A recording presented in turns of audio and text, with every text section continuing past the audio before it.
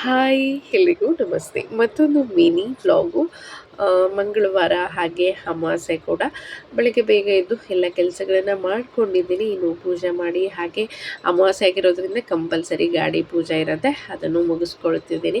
ಇಬ್ಬರು ಎದ್ದಿದ್ದಾರೆ. ಅವರಿಬ್ಬರು fresh up ಆಗಿದ್ದಾರೆ. ನಾನಿಲ್ಲಿ ಅವ್ರಿಗೆ ಮೊದಲು ಅರಿಶಿನ ಹಾಲನ್ನು ಕೊಡ್ತಾ ಇದ್ದೀನಿ. ನಿನ್ನೆಯಿಂದ ಸ್ವಲ್ಪ ಯಾಕೋ ಹುಷಾರಿರಲಿಲ್ಲ.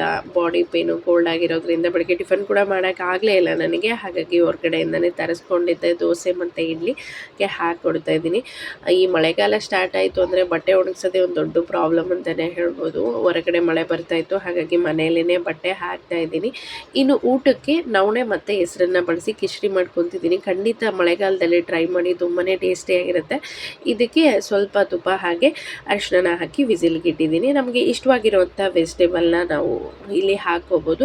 ಒಂದು ವಿಸಿಲ್ ಆಗಿಂದ ಬಾಯ್ಲ್ ಆಗಿರೋವಂಥ ವೆಜಿಟೇಬಲ್ನ ಸೇರಿಸ್ಕೊಂಡು ಇಲ್ಲಿ ನಾನು ಸ್ವಲ್ಪ ಪಾಲಕ್ ಸೊಪ್ಪನ್ನ ಹಾಕಿ ಒಗ್ಗರಣೆ ಕೊಡ್ತಾ ಇದ್ದೀನಿ. ಕೊನೆಯಲ್ಲಿ ಸ್ವಲ್ಪ ನಿಂಬೆ ರಸ ಹಾಕಿಬಿಟ್ರೆ ರುಚಿಕರವಾದ ಕಿಚಡಿ ರೆಡಿ ಆಗುತ್ತೆ.